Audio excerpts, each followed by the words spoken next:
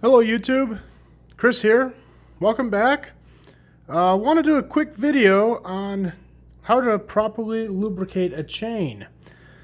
As you can see, we have this nice little carbon stump jumper in front of us. That's going to be our victim today. And what I want to show you is not the most in-depth chain lubrication you've ever seen, but this is the kind of lubrication that you should be doing at least once a month on your bike if you're riding it regularly. This is just going to be what you need to do for regular maintenance, just to keep the bike working well, to keep the metal parts from grinding, to keep noise from the chain, and to make your chain last longer. So once a month, regular maintenance. This is something you should be able to do at home regularly on any nicer bike. First thing I'm going to do, I'm going to take my lubricant. Today I'm using Triflow. I'm going to run it right up on top of the chain where it's on top of the cassette. I'm going to run a nice long bead of lubricant here, just soaking the entire chain. My rule of thumb when I'm doing tune-ups in the shop is I just soak the chain until it starts to drip on the ground. That's when I know I've got enough on there. Once I start to get drips falling off the bottom of the chain, that's when I know I can stop. Now, what you would do here is you'll let the chain sit and soak. You're going to let it soak for 5 to 10 minutes. If you really want to ensure a real thorough lubrication, you can let it soak overnight. But what we're trying to do here is trying to get the lubrication down inside of the rollers of the chain and not just on the surface of the chain. So you may want to pedal a little bit here, get the thing moving, just to work it all down in that chain all the way around. Once we've done that and let it sit 5 to 10 minutes, I'm just going to clean it now. It's just a demonstration.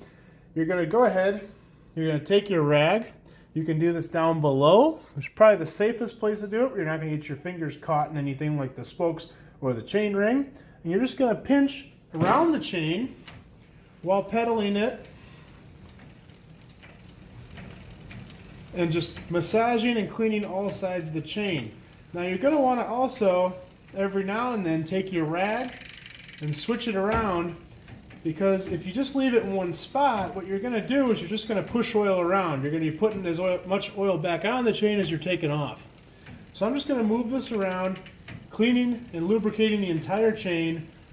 You're going to want to do this for a couple minutes. Just get it nice and clean all throughout.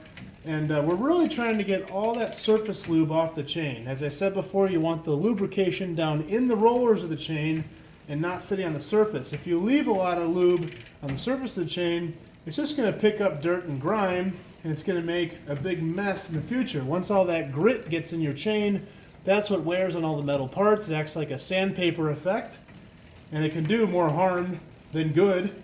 It can actually do more harm than someone who doesn't lubricate their chain at all. So this is why I say if you're going to lubricate a chain, make sure you're doing it right, because you can do a lot of damage if you're not. So once I get that chain good and dry, and I know all my lube is down inside the chain, and I don't have a whole lot of surface lube, we can call that done and ready to ride. So that's the basics of it. Something you should be doing every month just to keep your bike working well. If you found this video helpful, please like and subscribe. I'll be doing more videos like this in the future, and shortly I'll be doing a full drivetrain cleaning video where you can see how to clean every part of this drivetrain and make it working perfectly again. Something you're not going to do every month, but you should do at least once or twice a year. So we'll get to that in a little bit, but please feel free to comment if you have any suggestions, any ways I can do this better, or if you liked the video or learned anything, please let me know. Thanks again.